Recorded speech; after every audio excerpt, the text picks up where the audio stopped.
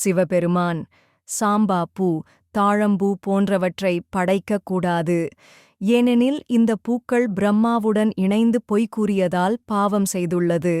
விநாயகர் தாழம்பூ, துளசி போன்றவற்றை சமர்ப்பிக்கக்கூடாது. பார்வதி தேவி நெல்லிக்காய், மலை எருக்கம்பூ போன்றவற்றை சமர்ப்பிக்கக்கூடாது. விஷ்ணு அக்ஷதா பூக்களை விஷ்ணுவிற்கு பயன்படுத்தக்கூடாது. ராமர் அரளிப்பூக்களை படைக்கக்கூடாது. சூரிய பகவான் வில்வ இலைகளை சமர்ப்பிக்கக்கூடாது. பைரவர் நந்தியாவட்டம் பூக்களை சமர்ப்பிக்கக்கூடாது. மேலும் இப்போது பூக்களை எவ்வாறு பறிப்பது, எவ்வாறு தேர்ந்தெடுப்பது என்று இப்போது பார்க்கலாம். மாலை நேரத்தில் பூக்களை பறிக்கக்கூடாது.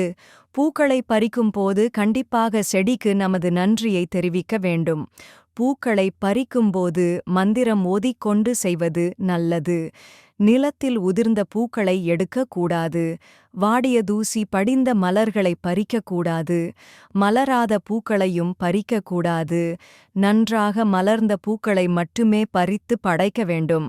பூக்களைக் கொண்டு பூஜை செய்யும்போது செய்யக்கூடாதவை என்ன என்று பார்க்கலாம். பூக்களின் மொட்டுகளை சமர்ப்பிக்கக்கூடாது. ஆனால் சம்பங்கி பூ மற்றும் தாமரை மொட்டுகளை மட்டும் படைக்கலாம். திருடியோ அல்லது தானம் வாங்கியோ பூக்களை படைக்கக்கூடாது.